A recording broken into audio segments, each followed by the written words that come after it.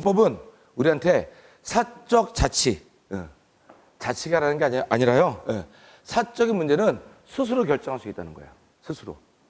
그게 본인한테 유리하든 불리하든 본인이 결정해서 하는 권리는 개인한테 있다. 뭐만 벗어나지 않으면. 법률에 하지 말라고 하는 것만 아니라면. 하지 말라고 하는 것만 아니라면.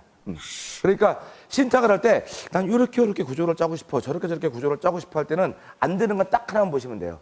이거 법에 하지 말라고 그랬어. 요거만 아니면 다 마음대로 할 수 있다. 그럼 굉장히 많은 걸 만들 수 있어요. 굉장히 많은 걸. 그리고 대표님을 만나서 신탁이라는 이야기를 하면 90%의 대표님들이 명의신탁을 얘기해요. 명의신탁. 그렇게 일단 이해를 하셔요. 그럼 명의신탁과 신탁은 무슨 차이가 있냐? 무슨 차이가 있는 것 같으세요? 명의신탁은 기본적으로 불법인 것 같죠? 네. 자, 우리가 컨설팅 할 때도 법에 대해서 우리가 이런 관점을 가져보자고요. 법에 해라, 마라, 없어. 없어요, 법에. 해도 돼요, 안 돼요?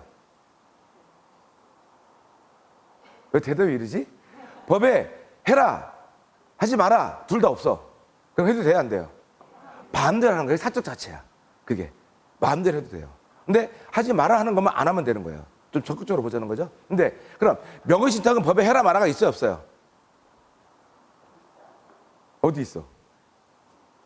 금융실명제, 부동산 실명제, 여기에 걸리는 거잖아요. 주식은 실명제 아니야.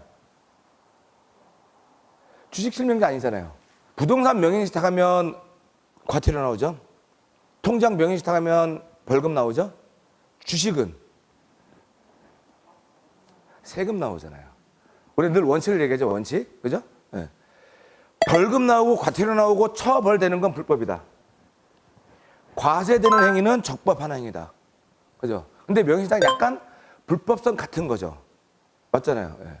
법에 뭐라고 안 써 있다고. 그러니까 주식에 있어서는 명의신탁 해라 마라가 안 써 있는데 하면 과세할래요. 하면 과세할래. 이걸 뭐라고 하냐면 징벌적 과세라고 하죠. 징벌적 과세.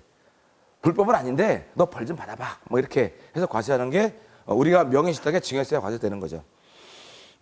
그런데 우리가 지금 하는 신탁은 법에 있어요. 적법한 행위예요. 신탁 행위 자체가 적법한 행위야. 무슨 법? 신탁법에 써있죠. 신탁법. 명의신탁은 명의신탁법이 없어요. 대표님에게 명의신탁으로 이해하신 분에게 꼭 법령에 있다는 설명을 드립니다. 신탁은 신탁법에 의해서 합니다. 그 신탁은 법에는 이렇게 써 있어요. 법에는 위탁자가 원래 주인이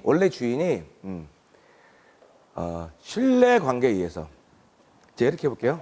팀장님, 오빠 믿지? 감사합니다. 믿는데. 여러분 보세요. 예. 오빠 믿어요? 오빠 믿어, 안 믿어? 더 째려보지 마. 예. 이런 얘기 하죠. 교회 오빠는 잘 못 믿어. 그죠? 근데 집에 오빠는 좀 믿을만 하잖아요. 그러니까 신탁은 뭐라고 써있냐면, 여기 신임 관계에 의하여 주는 거예요. 위탁자와 수탁자 간의 신임 관계에 의해서 주는 거예요. 그러니까 믿음의 크기거든요. 신탁법을 영어로 트러스트라고, 트러스트, 믿음. 그러니까 위탁자가 원래 주인이 수탁자, 내 재산을 맡아줄 사람을 얼마나 믿느냐에 따라서 교회 오빠는 못 믿지. 그러니까 맡길 수 있는 게 뭐야? 오빠 오늘 점심값 정도 맡길 수 있겠죠. 맞잖아요. 근데 우리 오빠한테는 더 많은 걸 맡길 수 있잖아. 신탁은 이렇게 하는 거다. 믿는 만큼 내 재산을 관리, 운영, 처분 뭘 하도록 맡기는 거예요. 그리고 얼마큼을 맡기냐? 얼마큼 맡길 수 있다고요? 믿는 만큼. 갑자기 예배 보는 것 같아. 믿는 만큼 맡길 수 있는 거예요. 믿음의 크기가 신탁의 구조가 되는 거예요. 믿음의 크기가. 예전에 이제 차명 주식을 신탁으로 받아오는 케이스도 있는데 그럴 때는 얼마나 맡기게 될까요? 차명 주식을 원주주한테 신탁을 하게 된다면 저는 이 솔루션 안 씁니다만 차명 주식을 원주주한테 신탁하게 된다면 얼마나 맡길까요? 사실 누구 거야? 사실 원주주 거죠. 그럴 때는 몇 프로 맡겨? 100% 네 맘대로 하라는 신탁도 가능하다는 얘기인 거예요. 면목상 위탁자가 수탁자에게 맡기는 거지만 실줄은 수탁자 거잖아요. 그죠? 그러니까 내가 나를 완전히 믿으니 네 맘대로 다 해라고 할 수 있겠죠. 신탁은 얼마큼 하는 거다? 믿는 만큼 하는 거다. 법이 긴데 그중에 중요하게 우리가 꼭 놓치면 안 되는 것은 신탁은 반드시 공시가 돼야 돼요. 신탁 됐다는 걸 공시해야 돼. 밖에 알리지 않으면 대항할 수 없어요. 그 다음에 이 신탁의 아주 큰 특징, 제가 오늘 신탁을 시작할 때 뭐라고 먼저 말씀드렸냐면, 만약에 내 재산을 채권자로부터 보호할 수 있다면, 이런 설명 드렸잖아요. 완벽하게 보호할 수 있다면, 법에서 강제 집행을 못하게 되어 있습니다. 강제 집행을. 신탁한 자산은 강제 집행을 할 수 없게 되어 있어요. 굉장히 좋은 방법을 활용하고 있는 거죠. 근데 이 신탁이 사실은 우리 회사만 한 것도 한 6, 7년 돼요. 한참 올라왔다가 좀 어렵게 느끼는가 봐요. 쑥 가라앉았어요. 쑥 가라앉았어요. 저는 지금도 웬만한 이슈가 있으면 일단 신탁 먼저 대입시켜보고 해결이 되나 안 되나를 봅니다. 왜? 신탁의 아주 큰 장점이 소유권이 이전되는데 세금이 없어요. 명의가 변경되는데 세금이 없어.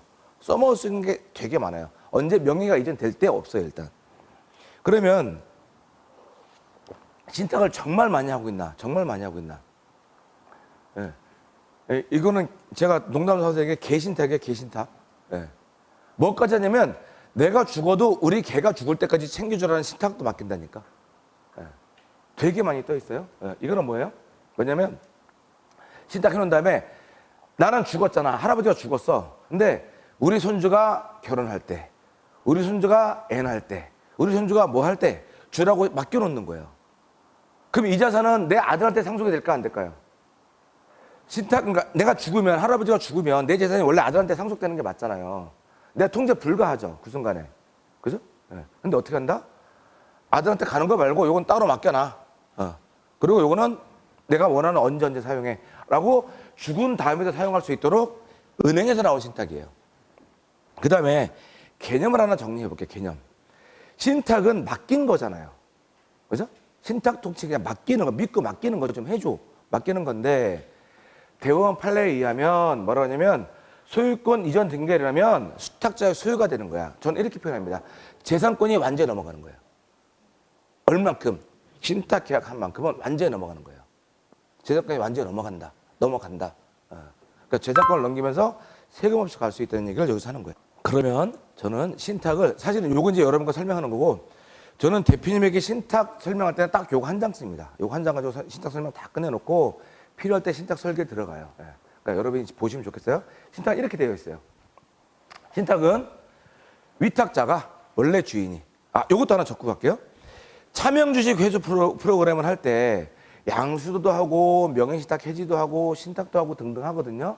근데 정확히 법률적으로 우리는 사후에 문제가 되면 안 되기 때문에 법률적으로 양도랑 신탁은 이게 네 거야를 전제로 하는 겁니다.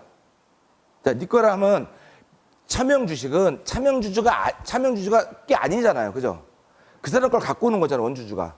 그런데 양도 행위를 한다, 네 거라는 걸 인정하는 거예요. 신탁을 받는다, 네 거라는 걸 인정하는 거예요. 예? 아셨죠? 염두에 두고 가셔야 되는 거예요. 아무튼 원래 주인이 믿는 신인 관계에 의해서 수탁자한테 어떤 사람에게 내 재산권을 넘겨가는 과정이에요. 넘기면 수탁자는 이 계약에 의해서 그 재산을 관리, 운영, 처분해서 수익자에게 그 재산을 계약서에 있는, 신탁 계약서에 있는 수익자에게 재산을 넘기는 거예요. 딱 요거지 뭐 요거. 실제로 신탁 계약을 해보면요, 계약 당사자는 2명이에요, 2명. 누구냐면 위탁자, 수탁자. 둘이에요, 둘. 아주 많은 일 여기서 설명드려 볼 테니까 제가 지금 웬만하면 여기서 다 풀어놓고 뒤에 좀 내려갈 거예요. 그러니까 뒤에서 중복된 얘기가 나오더라도 여기서 잘 들어보면 좋겠어요. 여러분이 신탁을 가지고 고객과 상담한다면 여기서 그분의 상황에 맞춰서, 그분 솔루션에 맞춰서 여기서 리드한 게 다 끝내놔야 돼요. 예를 들어서 형제간에 다툼이 있다. 여기서 이렇게 넘겨놓으면 해결이 돼요를 여기서 풀어줘야 되는 거고요. 증여후 신탁을 하고 싶다. 여기서 증여와 신탁 그림을 다 그려줘야 되는 거예요. 너무 빨리 가나? 근데 신탁은 이런 거예요. 제가 신탁 설명 이렇게 합니다. 대표님, 신탁은 대표님이 그냥 설명할 때는 위탁자, 수탁자 하지만 제가 염두에 두고 당사자를 얘기할 때는 당사자를 딱 지명하면서 아예 설명을 해요. 그래 이해가 빠르기 때문에. 대표님이 누군가 1억짜리 부동산이 있으세요. 10억이 있으세요. 일하기 너무 바쁘시잖아요. 그러니까 이 10억짜리 부동산을 키우고 싶어. 그래서 어떻게? KB 부동산에 신탁합니다. 맡깁니다. 그때는 소유권의 이전이라고 그랬죠. 10억짜리가 넘어가는데 세금이 없어요. 10억짜리가 KB부동산시장으로 넘어가는데 세금이 없어. 잘 운영을 해. 잘 운영을 해. 이익을 내겠죠? 예. 임대소득을 내든 뭐 이익을 내. 누구한테 줘요? 정해진 수익자한테 주는 거죠. 예. 통상적으로 자기가 되겠죠. 대표님이 되겠죠. 그게 나옵니다. 그런데 운영을 정말 잘했어. 10년, 계약 10년 했고 운영을 정말 잘했어. 10억짜리 부동산이 100억이 됐어. 다시 돌아와요. 이때 세금이 없어요. 10억짜리가 갈 때 세금 없이 갔는데 100억으로 키워도 돌아오는데 세금이 없어요. 예. 지방세법에 위탁자로부터 신탁에 의해서 위탁자로부터 수탁자에게로, 수탁자로부터 위탁자에게로, 수탁자에서 그 아래 수탁자로 이동될 때는 세금 안 받게 따로 되어 있어요. 자산의 이전에는 세금이 없어요. 자, 요 그림 우리가 나중에 엄청 써먹을 그림이에요. 다음 대표님이 신탁한 다음에 위탁자의 채권자가 찾아옵니다. 야, 너 10억짜리 있었잖아. 그거 내놔. 라고 할 수 없어요. 신탁된 다음에는. 단 여기서 원래 질권 설정된 건 안 돼요. 이해되셨어요? 원래 질권 설정된 건 안 돼. 예. 그냥 줄 관계를 예를 들면 내가 돈을 좀 빌려드렸어. 그냥 받을 게 그냥 채권 관계가 그냥 있어. 채권가 있었어. 그 상태에 자산이 없어졌죠. 그거 찾으러 못 간다는 거예요. 가서 너 저거 신탁한 거 내놔. 이거 못 한다는 거예요. 오케이? 못 해요. 예. 그러니까 앞에 거 질권 설정된 걸 일로 와서 하는 건 안 된다는 거고요. 예. 다음 수탁자하고 봤더니 재산이 늘었네. 갑자기 10억이 늘었지. 갑자기 수탁자의 채권자가 와서 야 이거 내놔. 못 한다는 거예요. 당연히 못 하게 돼 있습니다. 이걸 우리가 뭐라고 하는 거예요? 재산의 안전지대라고 그래요. 재산의 안전지대. 자, 그러면 여기서 써먹을 수 있는 게 뭐예요? 우리가 대표님을 만났는데 우리 대표님들이 사업을 하다가 불안해 지금. 사업이 잘 안 돼. 아, 잘못하면 그지? 잘못하면 어떻게 될 것 같아요, 그죠? 파산할 것 같아. 그럴 때 어떻게 합니까? 자기 집을 부인한테 증여하죠. 맞잖아. 증여해놓고 요 회사는 넌 혼자 살아. 나 혼자 죽을게. 이렇게 하고 증여한 다음에 뭐까지 해요? 이혼하죠. 딱. 그죠? 그리고 한 2년 지나면 그분은 진짜 딴 데 시집 가십니다. 자, 이런 위험을 갖고 하잖아요. 근데 증여할 때 어떻게 해? 세금 내고 증여하죠. 와이프한테. 배우자 맞잖아요. 이 위험을 회피하려고. 어떻게 하면 되는 거예요, 여기서는? 배우자한테 신탁해 놓으면 되는 거예요. 자, 내가 증여하고 이혼한 전 익스와이프가 배신하고 새로 결혼했어. 그거 가져올 수 있어요, 없어요? 좋아, 그분이 착하다고 해보지 뭐. 착하다고 네 거 가져가고 준다고 쳐볼게. 또 뭐 해야 돼? 또 증여세 내고 받아와야 되죠. 맞죠? 네. 이런 문제를 해결할 수 있는 게 신탁이에요. 그냥 신탁해놔. 그럼 채권 관계가 보호가 된다. 운영을 하면, 여기서 제가 세금 없다고 그랬어요? 오해하시면 안 돼요. 신탁 자체는 절세 효과가 없어요. 신탁 자체는 어디에도 절세가 없습니다. 신탁에 몇 가지 플랜을 포함해야 절세 효과가 있는 거예요. 아셨죠? 간혹 신탁 갖고 절세 해드릴게요라고 잘못 설명하시는 분들 신탁 자체는 그런 기능은 없어요. 신탁은 그냥 뭐 하는 거다? 신탁은 재산의 권리, 이거를 이전하고 옮기는 과정이라고 보면 돼요. 자, 그런데 계약할 때 어떻게 하냐면, 야, 아빠가 아들한테 하다가 이럴 수 있거든요.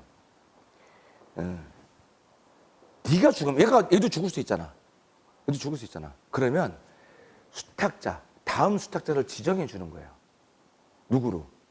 예를 들면 저는 무조건 안 씨한테만 해야 돼.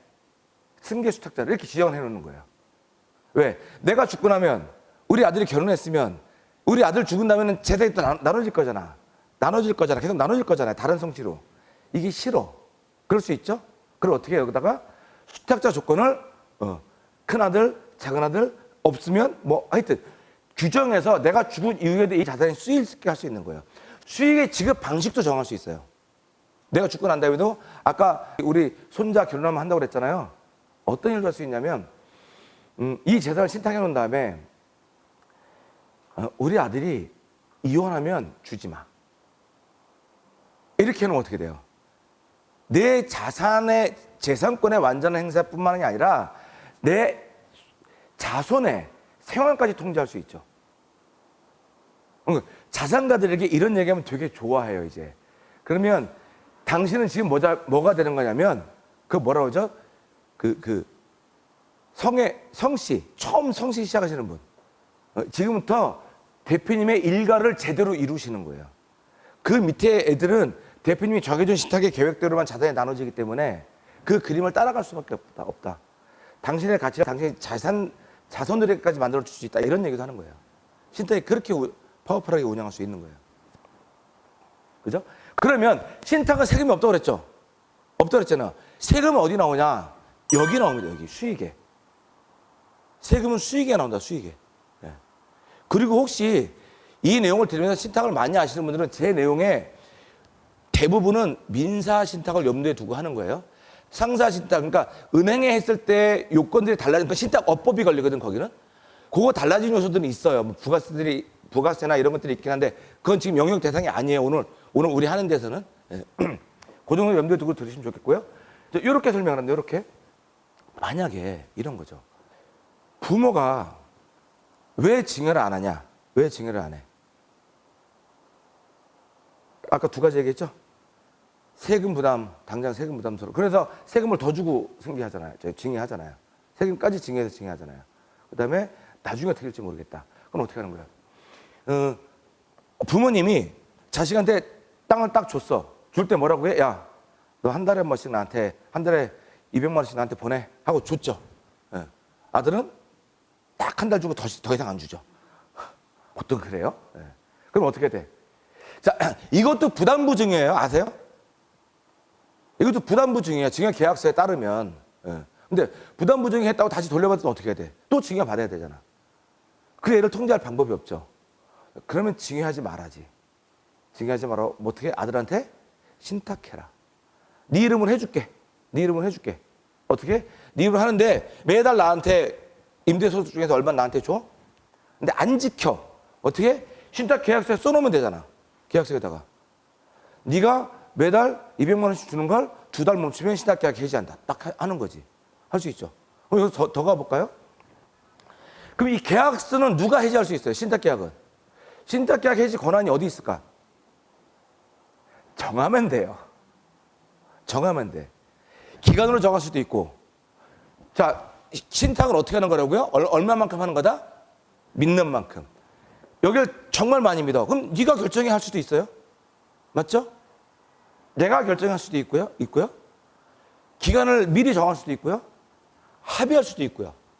이런 것들 다 적어내는 거다. 그러니까 우리가 신탁 계약서를 쓸 때는 여러분들이 계약서는 이창환 박사님한테 맡긴다 하더라도 구조는, 조건은 우리가 다 짜서 넘겨야 돼요. 그죠? 그 다음에 제가 실제로 했던 건 뭐냐면, 아직 그 회장님이 살아계시잖아. 근데 주식은 이미 다 애들한테 간 데가 있어요. 아빠가 아직 힘이 있죠. 아직 힘은 있어. 주식을 줬어도. 자, 이 얘기를 딱 듣니 하고 싶은 게 되게 많아지는 거죠. 많아지는 거예요. 그럼 어떻게? 신탁 계약의 구조를 변경하고 할 수 있는 권한을 누구한테 준다? 신탁 조력자 하나 만들어. 우리 둘도 결정 안 하고 이 사람이 결정이 하게 할 수도 있다. 사적 자치예요. 할 수 있다. 굉장히 다양하게 만들 수 있어요. 그랬더니 한 번은 대표님이, 야, 너 똑똑하다. 네가 여기 들어오면 안 되겠냐. 절대 안 들어가는 거지. 그러니까 어떻게 보여주냐에 따라 달라져요. 조력자 할 수 있다. 자, 그러면 세금은 없다고 했는데 결국은 무슨 세금은 있냐면 상속세 및 증여세법에 간주 상속재산이라고 보험금, 퇴직금, 신탁재산이 들어가 있죠. 그죠? 그러니까 위탁자가 죽으면 위탁자의 상속인에게는 위탁재산이, 지금 재산 명예는 누구한테가 있어? 수탁자에게 있음에도 불구하고 위탁자에게는 상속세가 과세됩니다. 상속세는 과세돼요. 아시겠어요? 그럼 아까 그 플랜이 좀 이상하잖아. 뭐가 이상하냐면 우리가 증여를 지금 하는 이유는 세금이 싸기 때문이야. 근데 아까 제가 뭐라고 그랬어요? 엄마의 재산을, 부동산을 아들한테 신탁해. 그렇죠? 그러면서 나한테, 야, 계속 얼마씩 내가 효도하게 만드는 거잖아요. 이렇게 돼. 근데 세금은 언제 나와? 그러면 이 부동산에 대한 세금은 이 10억짜리 부동산이 커져서 20년 후에 100억이 됐을 때 상속세로 나오겠죠. 이해되세요? 아직 위탁자산이니까. 근데 증여를 왜 해? 증여를 왜 해요? 세금 싸니까 하는 거잖아요. 주기 싫어도 세금 싸니까 하는 거잖아요. 맞죠? 그러니까 어떻게 하는 게 맞냐 하면 요 앞에 하나 더 가는 거지. 부모님의 재산을 이따가 솔루션 중에 나오긴 해요. 재산을 그냥 증여해. 왜? 싸니까. 증여하자마자 그럼 이제 누구 거예요? 자녀 거죠. 자녀가 부모한테 신탁을 하는 거예요. 그럼 통자가 되겠지. 맞아요? 이해됐어요? 이해 안 됐으면 뒤에 다시 할게요. 이런 솔루션이 가능해요. 그러니까 저는 자산가는 딱 요 그림 먼저 그려드려요. 그럼 되겠네? 뭐만 준비하면 돼? 증여할 때 증여세만 좀 자산만 준비하면 되는 거죠. 이렇게 활용할 수 있는 게 되게 많아요. 결국은 신탁은 뭐 하는 거다? 누군가한테 이름을 딱 던져놓는 거예요. 이름을 바꿔놓는 거야. 그 사람한테 뭘 준다? 그 사람한테 뭘 준다? 권리를 주는 거예요.